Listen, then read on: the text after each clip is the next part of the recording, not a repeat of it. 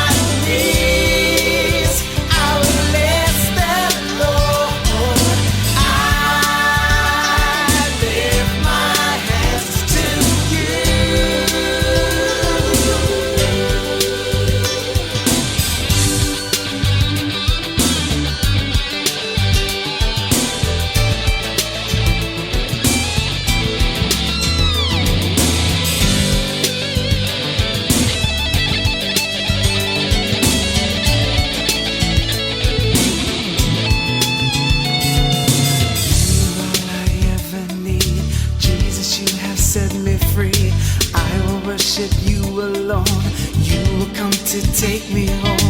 You are all I ever need. Jesus, you have set me free. I will worship you alone. You will come to take me home. You are all I ever You're all I need. need. Jesus, you have set me You set me free. I will worship you I will alone. worship you. You will come to take me home. I've fallen on my knees. I will bless the Lord. Do, do, do, do, do. Oh, oh, oh.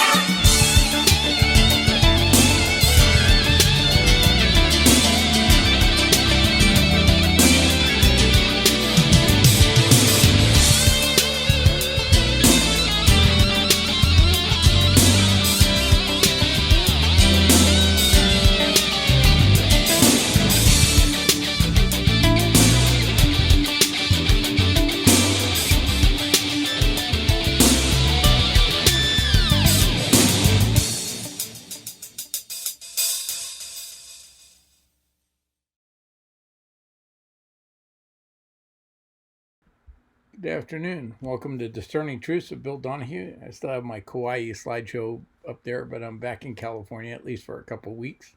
And I want to welcome everybody that's here. I see you on D Live and Twitch and Facebook. And honestly, you know, for my friends that are still listening on Facebook, that communist platform tags my stream every time, tries to claim copyright infringement on it. I have to dispute every single day. It's time for you to move over to a free platform. And Clout Hub is my home, even though I'm on D Live quite a bit, and I have a lot of people that watch me on D Live. But it's you need to move on from Facebook. That platform is just anti-American, and it's anti-freedom, and it's definitely anti-Christian in how they censor people. So with that little ad, today we're going to be in Revelation chapter 8, and the seventh seal is going to get opened, and it really starts hitting a fan at this point, you know. And before we do that, I just want to take care of some business. And yeah, Patricia, I know, or Patriot 54, the Cloud Hub chat is on and off. The easiest way to get into the chat that I found that functions for me is you got to go to channels, then find my channel. I'm channel 217. Search for it, come down, and then the live chat and the handouts show up. There are no handouts, and I have no way to do them, but at least you can get into live chat. And then you got to take the screen and put it into like a picture-in-picture window. They still got some work on Cloud Hub, but at least you can see the replays there. And it generally works when other platforms don't. But if not, D Live is tried and true, and we've been over there and doing stuff, so it's always available. So before we get into the study, like I said, I'm using the Kauai address as my primary address because I'm there more often than I'm in California, and hopefully in the next few months, we'll actually sell this house, and I'll be there on a fairly permanent basis. And for those of you that were praying for us, God did send a storm and put the fire out, or substantially put it out. We have quite a bit of ash we're dealing with in the house, but we're just cleaning away. But at least the fire was stopped and saved more homes from being lost down here in Southern California. Up in Northern California, some of those fires are still way out of control and just massively burning homes and timbers. So let's pray for those people. And my email is bill@discerningtruths.com, and anything for the Prophet Club is the Prophet Club Clowns at gmail.com. I put up a link to my replays only because I know some people are new, and to catch on and to catch up some of the groundwork we laid in the last year, you may want to go back and catch replays. And there's so much information being covered in the study. Sometimes it's better to go back and watch it twice and try to catch on what's happening. And I highly suggest going on to the Telegram program on the Discerning Truths group and downloading the PDFs. Anything that I put on the screen in text is going to be a PDF, and you can read it and look up the passages in your own self and see if my interpretation is the same as yours, or if you have a difference of opinion on what it really might be saying. And that's just a good plan. I wasn't on with Neo this week because I flew in and we hit LAX at 6 a.m. Tuesday morning. There was no way I was going to be ready to be on with her in 2 hours. And but I will be here. I mean, today's Wednesday, and Friday I think I'm going to do a little recap of the first 8 chapters. Normally I do something different, but there's so much material here, and I've had to read so much of what I've copied and pasted out of Beale's book and stuff. I think I'm just going to talk to you on Friday and kind of do it in a regular narrative about what we covered and what it means, and let's all get on the same page before we move on. And today is Bended Knee, so I'm going to try to finish on time, and we'll let Michael do Bended Knee. I see he got a new guitar. He was real excited. Came on and played for a minute right when I was starting, so hopefully he will be ready and do Bended Knee at 1 p.m. And if you haven't been following him in 2 Kings, I mean, this has just been, I love this, and I was very happy to be back in California, just so that the time frame for watching a show was better for me. I caught him live this morning. And we will work on more Prophet Club episodes. We have a mountain of information to deal with. We just haven't had a chance. It's been a little chaotic, and hopefully in the next month or so things settle down and we'll get that going. And then Sunday with when Linda joins Michael, it's a just an extra blessing. And I normally don't do this, but for those of you that follow some other streamers and heard the rant about Michael being judgmental and stuff the other day, and I'm not going to call out the streamer. I've known Michael for more than 20 years. He is one of the least judgmental people you could ever imagine. And now he does have judgment and makes judgments, biblical judgments, as per the scripture on that kind of thing. But for someone to go online and say those things about him and that he's got a judgmental spirit is just so out of line. I don't even know, and I don't know how to even explain it. You know, when that you do it once and you come on and tell me to F off on the air, that's an accident. You go on a second time and then you trash Michael, something seriously wrong. And I don't know if it's a mental disease, but I'm not going to do a big discussion of that. But it is just, it required somebody to say something that this is just out of line, you know. So with that, let's get into Revelation chapter 8, because it's going to be exciting. And like I said, this is the chapter when the seventh seal gets open. And at that point, things really start going, right? So Matthew Henry, he breaks it down this way.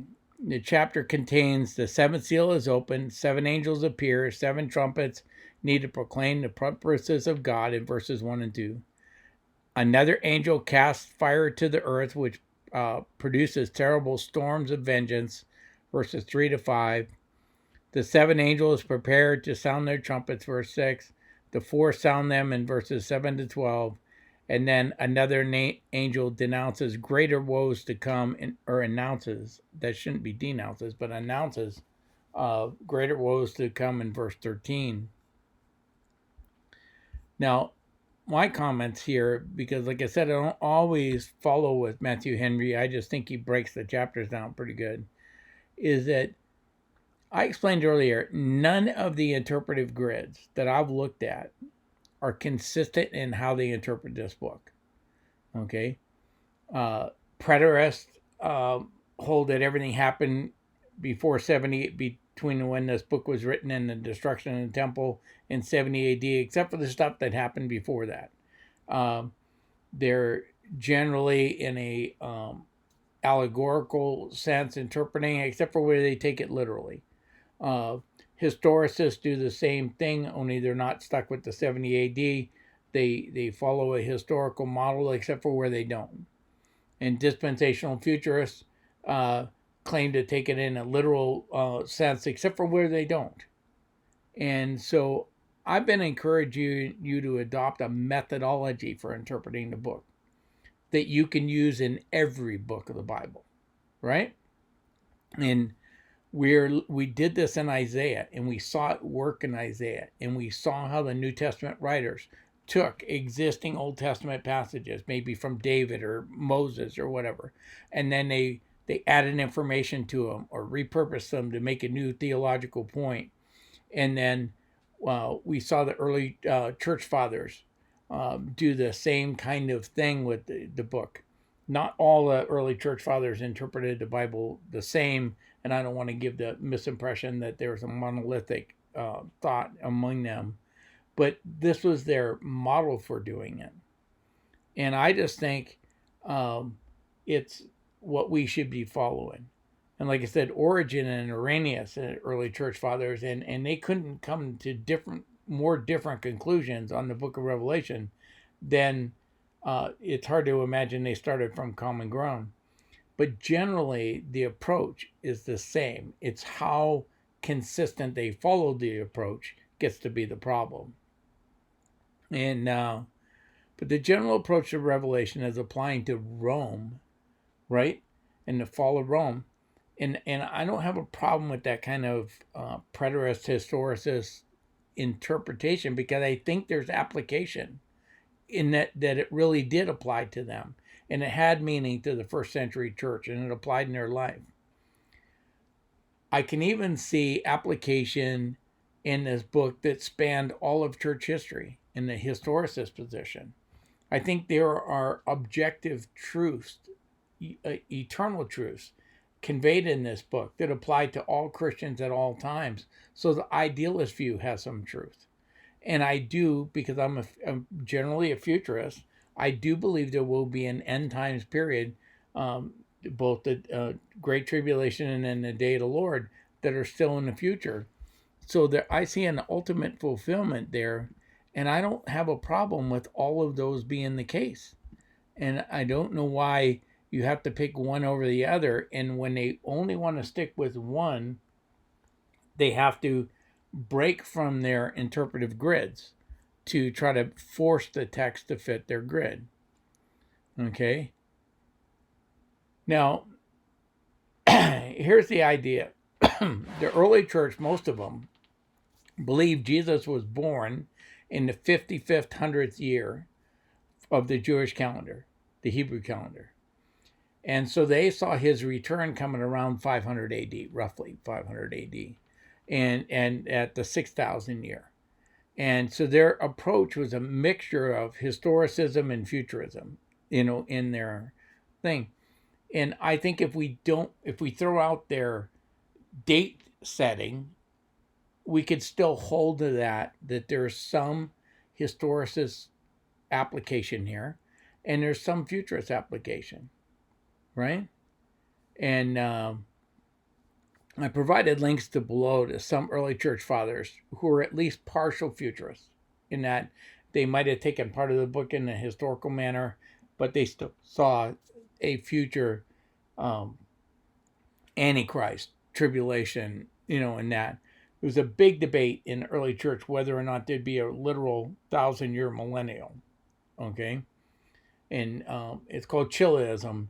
It's based on the Latin word for 1,000, but basically, whether in Revelation chapter 20, this is a metaphor for our eternal living with Jesus, or if Jesus is coming back, going to set up a 1,000-year millennial, and then judgment. Okay, and there was a big debate in there, and the people that held to a amillennialist point of view, that it's a metaphor and there's not really a millennium kingdom, have pretty nasty things to say to people that held to the millennial view and vice versa. But this is, like I said, that early church is not monolithic in what they did, but they tried to follow a methodology, and it's methodology I'm trying to resurrect here. Okay, now Irenaeus interpreted much of the book allegorically, but took the reference to signs in the sun and the moon very literally, which is just surprising, you know. And then when I say the early church fathers interpreted the Bible in the same way I'm advocating, I don't want to overstate that and make you think that they all were the same. They're not. There's very harsh, very wide differences in how they did it. But of the futurists, the Irenaeus, Justin Martyr, Hippolytus, I provided some links, and if you want to go read some of their stuff, it is helpful to understand their understanding of futurism.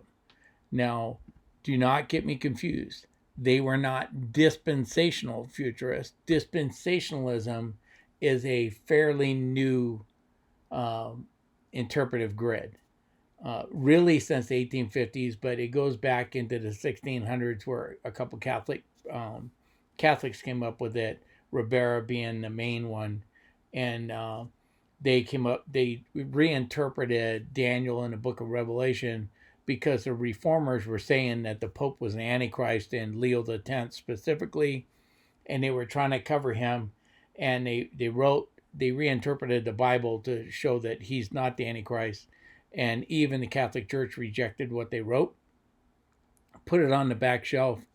It got picked up out of the library in Britain, and then once Charles Darby gets it, then it becomes popular. It gets into certain Bibles like the Scofield Reference Bible, and then Charles Ryrie. And then once it hit Dallas Theological Seminary, it became the dominant interpretive grid for modern evangelicals, but it is not found in the early church. I'll just tell you, that's just not there. They held to what's called classical futurism. Okay? So in chapter 8, the preterists see things like the censer holding the incense that make it as representing the prayers of Jewish saints that were caught up in God's judgment against unbelieving Israel in the Jewish wars 66 to 70 AD. See what I mean is this stuff goes back to now 66 AD, so they have to have the writing of this book not only before 70 AD, they got to push it back before 66. And then the historicist view, they agree that the censer and incense represent prayers of the saints. They see the angel who presents the incense as being Christ himself. I actually think they're correct in that. His duties as chief priest, the first 4 trumpets and the first 4 waves of the barbarian hordes that finally sack Rome. You see, they're going to apply this to Rome in the judgment. And the 5th trumpet, I missed the H there. The 5th trumpet is the Saracens, or Muslim Arabs. And the 6th trumpet being the Turks, who finally took Constantinople and the Eastern Empire fell. So they see this as a judgment against Rome being filled out, okay? That there was a judgment against Israel contained in here, and then the book is shifting to a judgment against Rome. The idealist view, again, will agree that these are the prayers of the saints, and they generally see the first 6 trumpets as warnings. And they recognize the similarities of the plagues in Egypt, but see the church as protected in the wilderness, not in like a hotel, in the wilderness, as the spiritual Israel was protected. I don't see that in church history, that the church was protected. I see a lot of periods where the church was persecuted to death. A lot of nations that used to be Christian are basically non-Christian anymore. They're Muslim nations. A lot of the just amazing Christian history in Turkey and Iraq and certain other countries has basically been wiped out. So the fact that the church has been protected, I just don't see the idealist view as being valid in that point. And classical futurism, like I said, everybody's agreeing the incense is the prayers of the saints. They see the hail, fire, and the trees and green grass as symbolism taken from the Old Testament, and we're gonna explain that symbolism in a minute. And then the futurists, dispensationalists, agree with the incense about being the prayers. They see the angel as Christ. We're good. They take the hail, fire, trees, and green grass as well as Christ presenting the prayers of the saints at the altar literally. Okay, so they see all of this very literally. The trees burning up, a third of the trees, a third of the grass, the seas, and all that stuff as literal events, not symbolic of other events happening on the earth or in heaven, but as a literal things to look for. And I want you to notice of all those different interpretive grids, they're the only ones that take those positions literally, right? So I did the first 5 verses as one group because we have this little pause in heaven. And it says, when the Lamb opened the 7th seal, there was silence in heaven for about a half an hour. Then I saw 7 angels who stand before God, and 7 trumpets who were given to them. And another angel came and stood at the altar with a golden censer, and he was given much incense to offer with prayers of the saints on the golden altar before the throne. And the smoke and incense and the prayers of the saints rose before God from the hand of the angel. And the angel took the censer and filled it with fire and from the altar, and he threw it to the earth. And there were pearls of thunders and rumblings and flashes of lightning and an earthquake. Okay. Now, I should have made note where I found this, but I've been searching without success to go find this. And a historicist was writing and took this silence in heaven in half an hour and took it in a very literal sense. Historicists generally interpret allegorically, but here again, they pick and choose, and he wanted to take this literally. And he decided if 1,000 years is a day is 1,000 years and 1,000 years is a day. Now that's an idiom that conveys the fact that God is timeless. Time means nothing to God.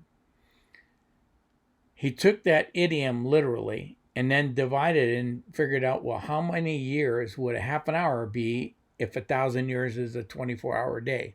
And he came up with 20.83 years. And then he applied that period to a specific dates in the 4th century. And I couldn't find this reference, but it was in the late 4th century. And I was struggling because I almost laughed when I read it.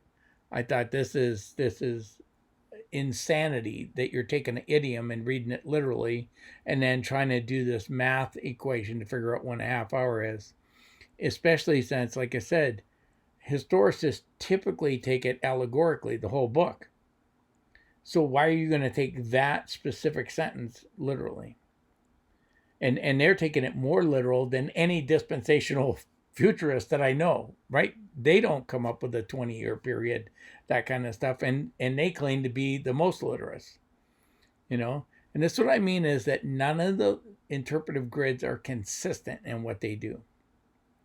The most consistent one is preterism, but preterism can't be true unless the book is written before now 66 AD, okay, for it to be prophecy. And because they're now describing things that happened leading up to 70 AD and the thing. And we looked at the evidence in the beginning, and it just doesn't support that early date. All the early evidence supports a date for the book of Revelation in the 90s. And so they're up against the wall, but they have stuck their flag in the sand for this being fulfilled in 70 AD, and they have stayed fairly consistent in how they interpret scripture to do that. None of the other interpretive grids remain consistent at all. Now, I wanted to focus on the silence in heaven, and I got a long quote here from Beale. Sorry.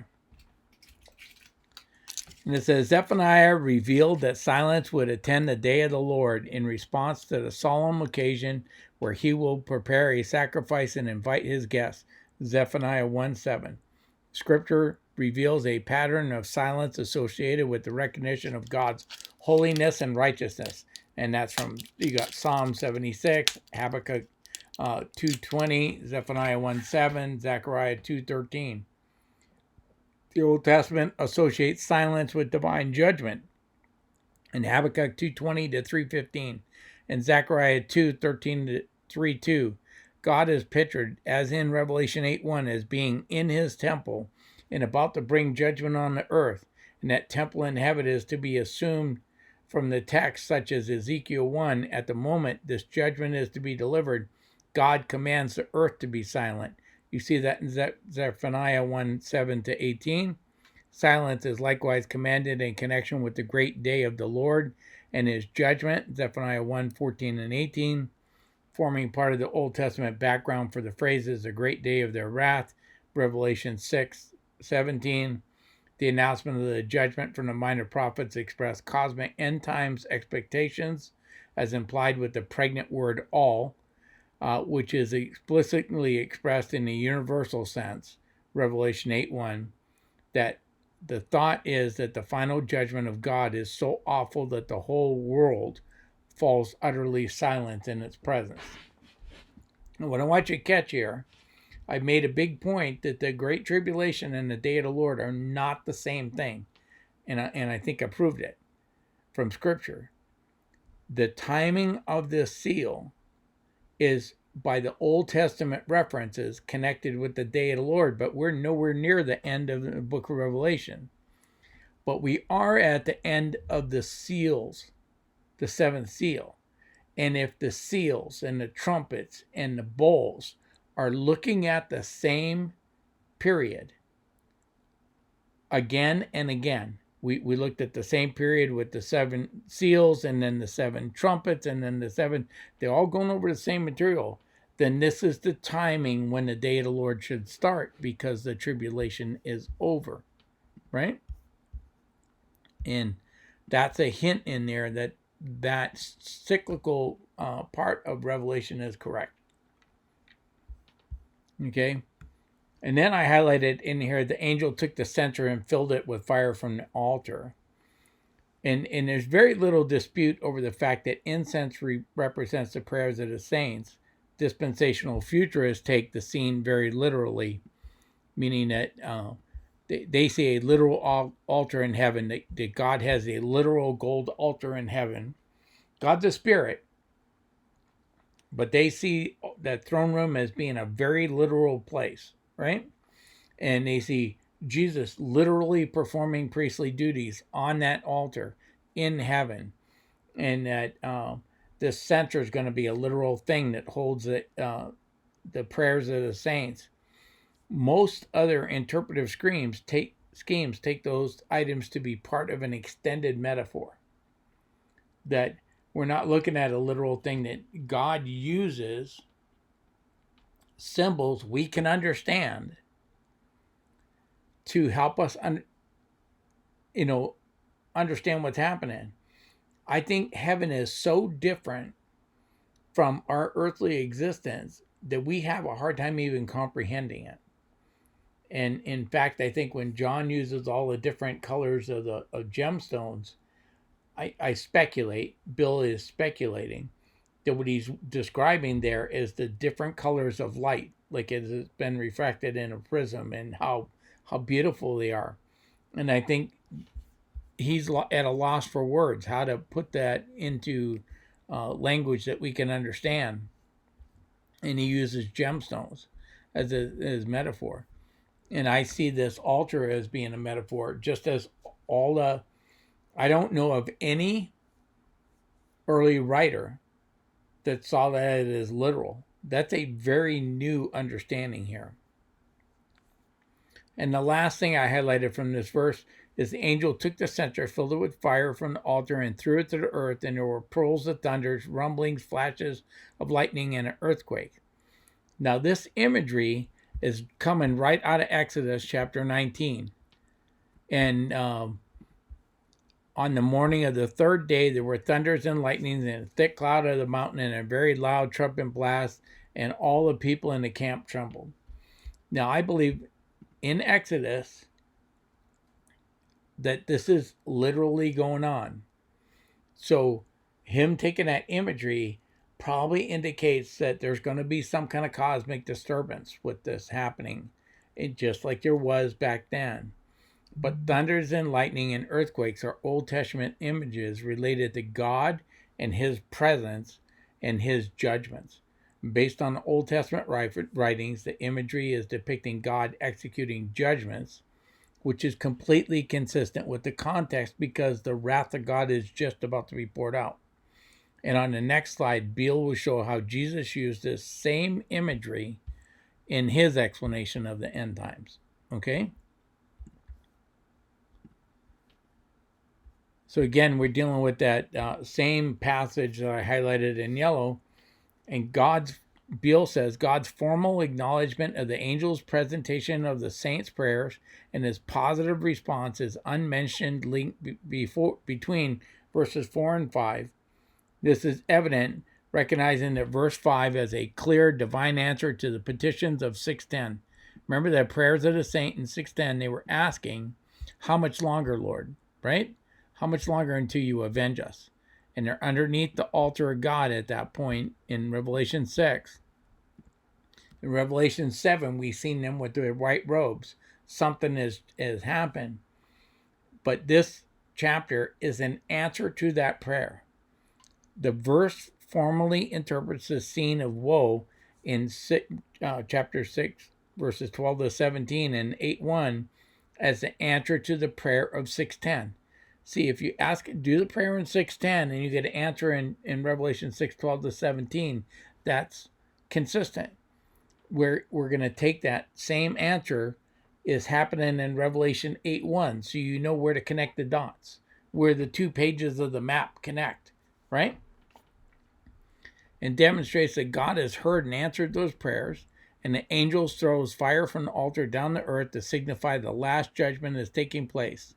The phrase pearls of thunder and sounds of flashes of lightning and an earthquake is almost identical to the description in the last judgments in Revelation 11:19 and 16:8, cyclical revelation, right? It was also there in 4:5 with the 4 horsemen, which serves as an introductory note given expectation of a final judgment is rooted in the descriptions of divine judgment in the Old Testament, particularly at Sinai, Exodus 19:16 and 18. You're also going to see this in Psalm 77:18 and Isaiah 29:6. In Isaiah 29:6 says, you will be punished with thunder and an earthquake and a loud noise. And Jesus used earthquake imagery to portray woes preliminary to the final cosmic destruction, but not part of it. Matthew 24:7, cross reference is Mark 13:8 and Luke 21:11. So Jesus puts these signs before the day of the Lord, okay, and they're coming up. He's using the same imagery. The timing fits for everything. If you do not hold that the tribulation and the day of the Lord are the same thing, and that we're at the end of times, we're ready for God's judgment here, right? Now, Beale continues. The portrayal here is modeled after, and in great extent, after Ezekiel chapter 10, verses 1 to 7, where an angel standing in the temple of the Lord takes fire from between the cherubim and scatters it over the city, emphasizing the decree from God's judgment narrated in Ezekiel 9. This judgment comes on all the unfaithful, those who upon their forehead God's angel did not give the protective mark, exactly as the saints had their forehead sealed in Revelation 7, so that they would be protected in a similar way. The pattern of this passage follows broadly that of the Old Testament depictions of divine judgment against sinners, prayers for help, divine response to prayer, which lead to fire proceeding from the heavenly temple to consume the persecution. This comes from Psalm 18, Habakkuk 3:15, and those not bearing the seal suffer the final judgment. It is one repeated story from Psalms to Isaiah, Habakkuk, Ezekiel, right? It's the same story being told over and over. Are you noticing the consistency of interpretation here between all the Old Testament books that John is using? They're using the same imagery. Jesus used the same imagery. The Bible is one message to be understood in the context of the whole. Yes, we have individual human authors, but the Holy Spirit is ultimately the author of the Bible.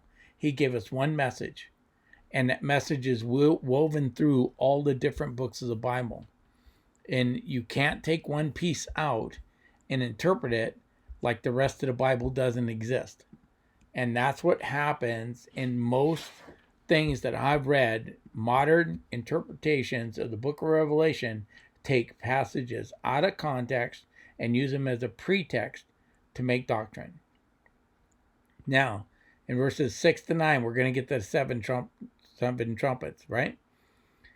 Now the seven angels who had seven trumpets prepared to blow them. The first angel blew his trumpet. Okay, the seven seals opens up the trumpet judgments, right? The first angel blew his trumpet, and they followed hail and fire mixed with blood, and they were thrown upon the earth.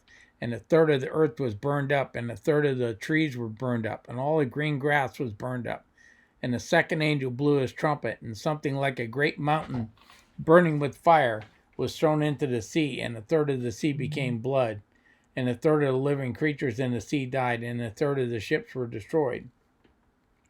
Again, dispensational futurists take this absolutely literal. They're looking for something like a meteor, an asteroid coming into the sea called wormwood that's going to destroy it. They're looking for literally the third of the trees being burned up and the green grass being burned up, and those kind of things that literally be happening. But both the seals and trumpets literally are subdivided into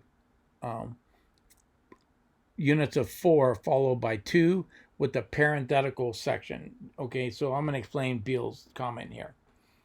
There's 4 horsemen, and then there's I have a pause.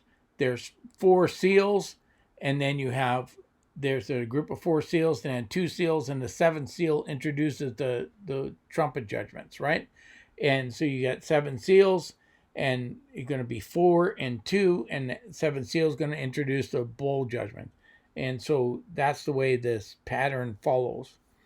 And within the series of 7 trumpets, the first 4 form a subordinate literary unity, as do the last 3. The first set are judgments affecting the source of human life, while the final 3 directly take strike on humans themselves. The first 5 trumpets are patterned after the 5 plagues of Egypt. The first 5 trumpets, hail, fire, blood, correspond to the plague of hail and fire in Exodus 9, 22 and 20 to 25. The second and third trumpets, the poisoning the sea and water, and the plague of the Nile, which is Exodus 7, 20 to 25. So what he's seeing is John has pulled out Exodus imagery to do this. Now, almost everybody throughout time has interpreted this allegorically, that we're talking about great natural disasters, but supernatural disasters, okay, rather than natural, that will seem like natural disasters that are going to hurt the earth, but not literally burn up every blade of grass on the earth. We're not doing it. That is hyperbole, going over the top to explain something, right? You know? And then, like I said, a third of the earth was burned up. You know, a third of the trees were burned up. All the green grass is burned up. Life's going to end pretty much right there, right? And a third of the sea became blood, and a third of the creatures living in the sea died, and a third of the ships were destroyed.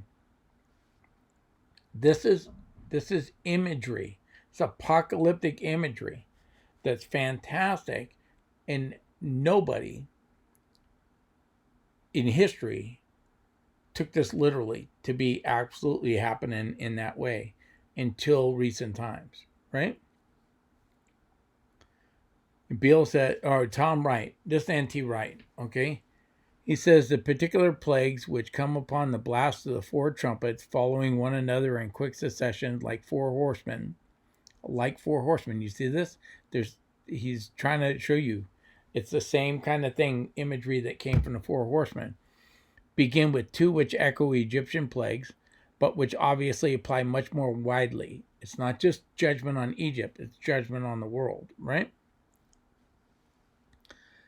This is a serious divine warning, not just for one country, but all of humankind. Hail and fire devastates a third of the earth and its vegetation. A third of the sea, not just the river Nile, turns to blood. Poisoned waters, and a third of plagues likewise. A third of the time from when they had been. The fourth plague. Sorry, I lost my track reading. The poison waters of the third plague likewise remind us of Egypt. The fourth plague echoes the ninth plague in Egyptian one, bringing darkness for 1/3 of the time when before there had been light. Imagery from other sources crowds in as well. The idea of a huge mountain being thrown into the sea is an image used by Jesus himself on occasion, for example, in Mark 11:23. As was familiar from other Jewish writings of the time, so too the picture of a giant star falling from the sky has resonances with the old story of a fallen angel being cast out of heaven from Isaiah 14:2. Okay? So this mountain and the star falling, this is all imagery of supernatural stuff going on in the celestial realm. That doesn't mean there's not actual things happening on the earth.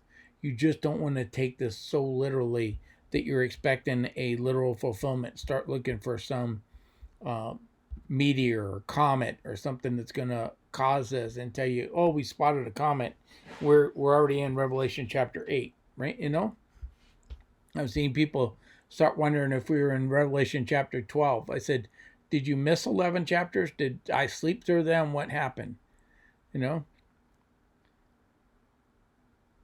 Now, here's Beale's longer thing. The first angel sounds his trumpet, and the first of the new series of judgments is sent forth. The first trumpet of hail and fire mixed with blood is patterned after the Egyptian plague of hail and fire, Exodus 9:22-25. The scope of the plague is widened throughout the earth, affecting parts of the whole world rather than simply Egypt. Same thing N.T. Wright just said, right? Only a third of the earth was burned up, and a third of the trees. Fire is not literal but figurative, as it is elsewhere in Revelation, most clearly in chapters 4 verse 5, 1:4, 2:18, 10:1, and 19:12. Fire is figurative. This is consistent with 1:1, where the vision said to be a communication by symbols, right? The book says it's in symbols. And so why would we take it literally? Here it speaks of God's holy judgment. The fire burns before God's throne in Revelation 4:5, and likewise in the trumpet judgments have their origin before God, Revelation 8:2. The parts of the earth affected by the first trumpet are those dealing with food supplies, as in Exodus 9:25 and 31 and 32, where likewise only a part of the food supply is destroyed. This is similar to the famine in the third seal of Revelation 6:6, right? Where only some food supplies were affected. Another background to this trumpet is Ezekiel's prophecy that the coming judgment on the disobedient Israel would be characterized by famine, Ezekiel 4:9-17, 5:1-17. Israel would significantly be divided into thirds, the judgment of 1/3 being described in relation to the burning with fire at the center of the city in Ezekiel 5:2, and Ezekiel 5:12 confirms the suggestion that the fire burning in 5:2 is metaphorical portrayal of judgment by famine, since it summarizes the fire as a plague and a famine. As in verse 7 in Exodus, Ezekiel's famine does not result in death for all. Ezekiel 4:16-17, 5:10, and 12, and 16-17. Fire and famine are linked also in Revelation 18:18. So you can see this. It's metaphorical fire. It's talking about famine, a great pressure on the earth's food supply and the ability to get it spread. The four horsemen talk to you about great inflation and the inability to buy food and this famine. This is the same thing. It's just being written in apocalyptic language. And I want you to know that Beale, Heiser, Wright, and the other scholars I'm citing are all doing the same thing. They are finding similar events and phrases in the Old Testament, figure out what they meant in the Old Testament context, and bring in those meanings forward into John's apocalypse. Okay, if John is quoting or alluding to some Old Testament event, he probably has that meaning in mind when he quotes it. And so they're just trying to deconstruct what he did by following his pattern backwards, right? He left us the clues. We just got to follow them. Virtually everyone agrees that the plagues in Egypt were real. They're not just because they're metaphorical doesn't mean something real wasn't going on.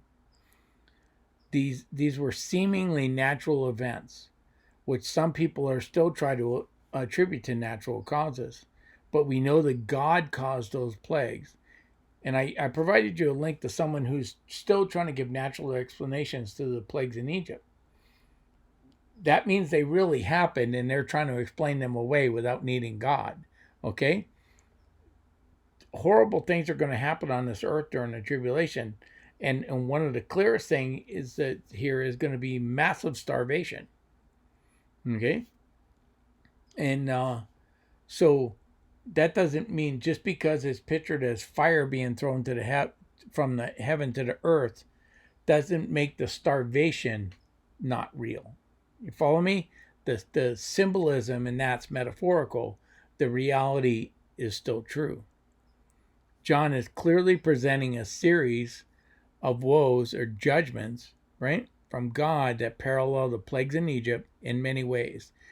But these woes have a global rather than national scale. We saw the fantastical apocalyptic imagery used in the dream contained in the prologue of Esther in the Septuagint. But the explanation of those apocalyptic imageries was a benign story of oppression and redemption. There are no dragons, stars falling, terrible tumults. The whole world is not embroiled in a battle in the book of Esther. Okay? And we need to consider those facts when we are reading that 1/3 of the trees, grass, fish, and along with 1/3 of the ocean, EAN, sorry, will turn to blood and the ships being destroyed. So, follow me? The language is apocalyptic, the events are real. But you don't want to read the apocalyptic language literally, you know? So, I see the chat. This is Bill Donahue. That's a guest on Neil that's talking. So, Donahue Papa on this line. But the third angel blew the trumpet, and I highlighted, and the sun was struck with and a third of the moon and a third of the stars. Okay. I better read the whole passage. The third angel blew his trumpet, and a great star fell from heaven, blazing like a torch, and it fell on a third of the rivers and the springs and the waters. The name of the star was Wormwood, and a third of the waters became wormwood, and many people died from the water because it had been made bitter.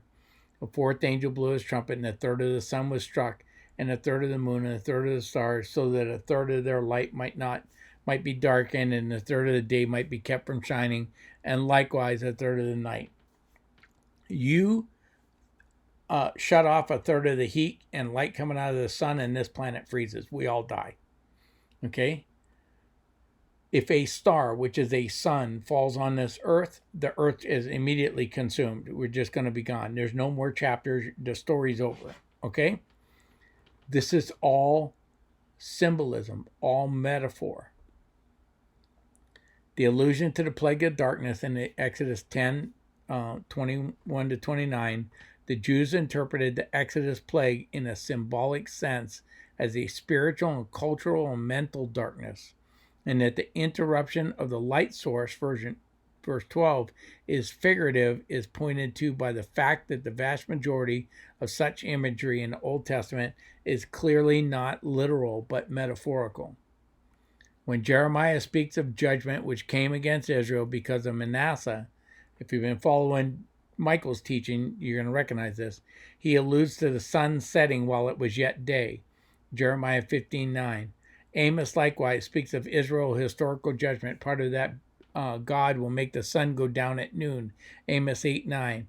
These were not climatic end of the world events, but figurative references to the depth of the effects of God's judgment which actually came upon the nations, and were compared to decisive destruction of the cosmos at the very end of history in Joel 2:1 to 10.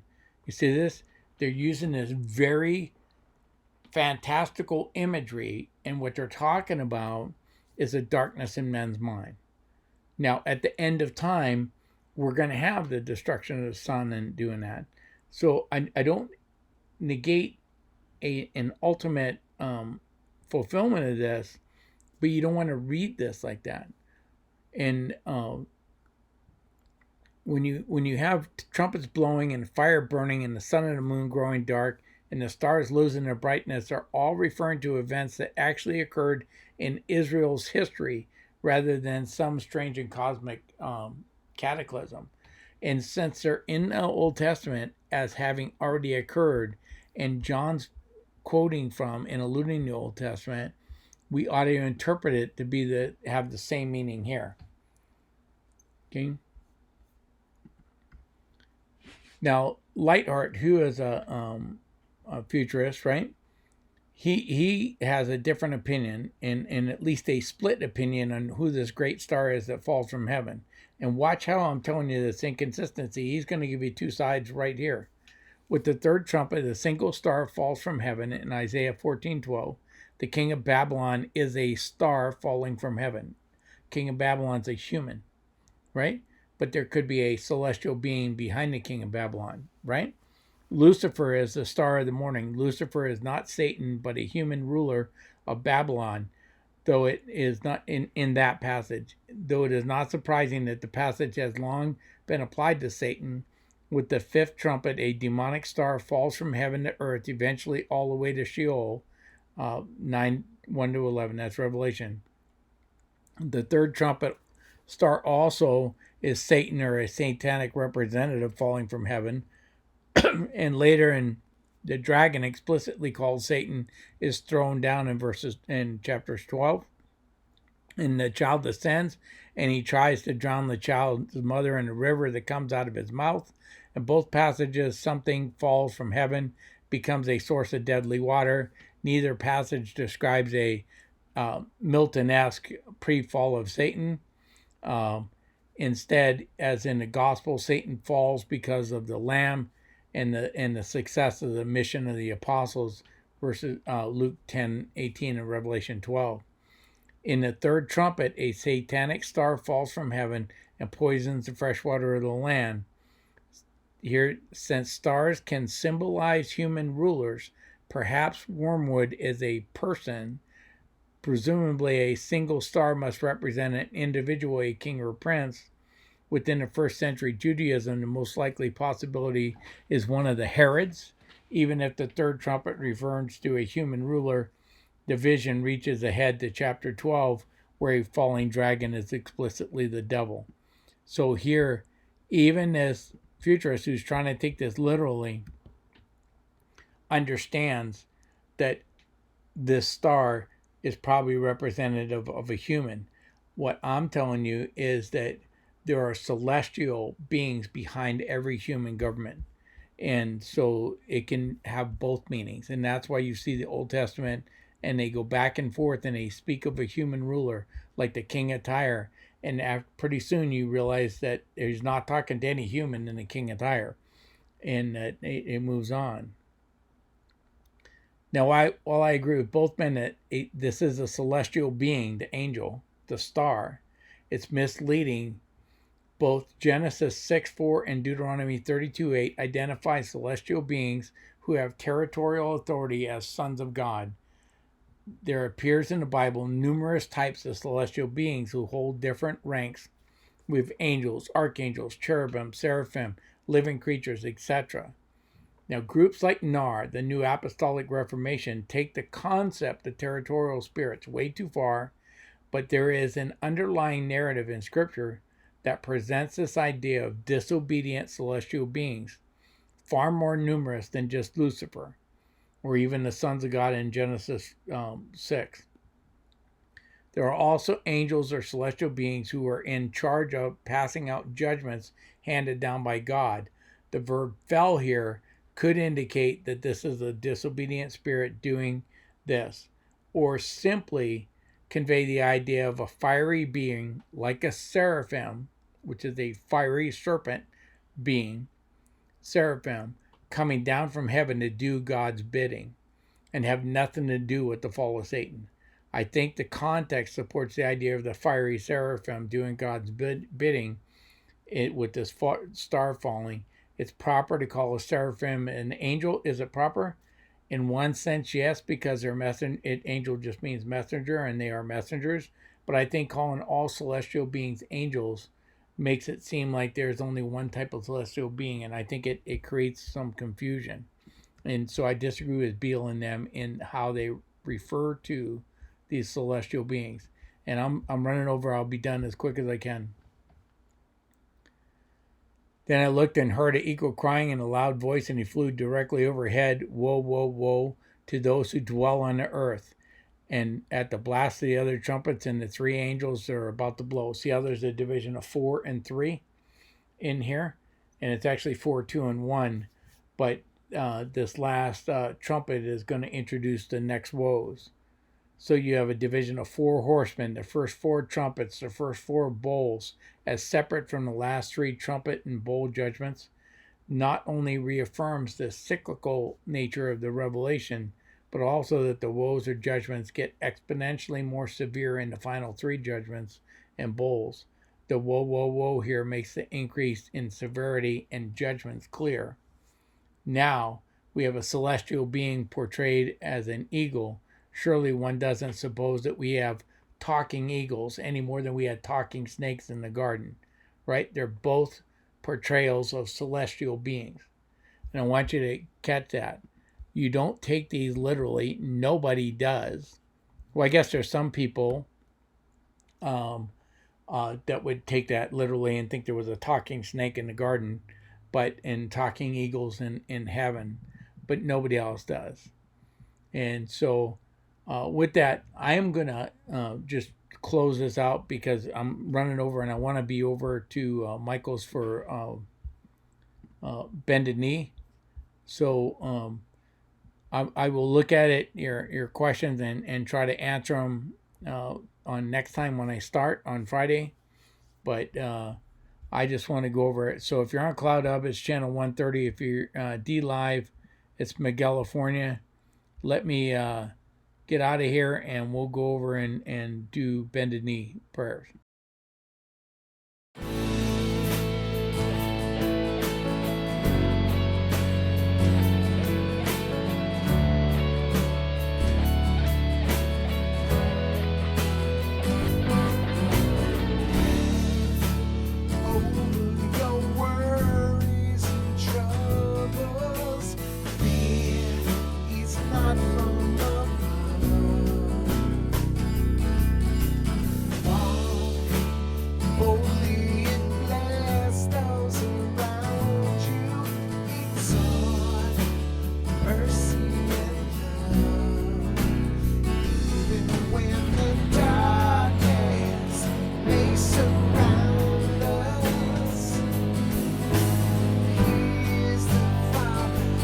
That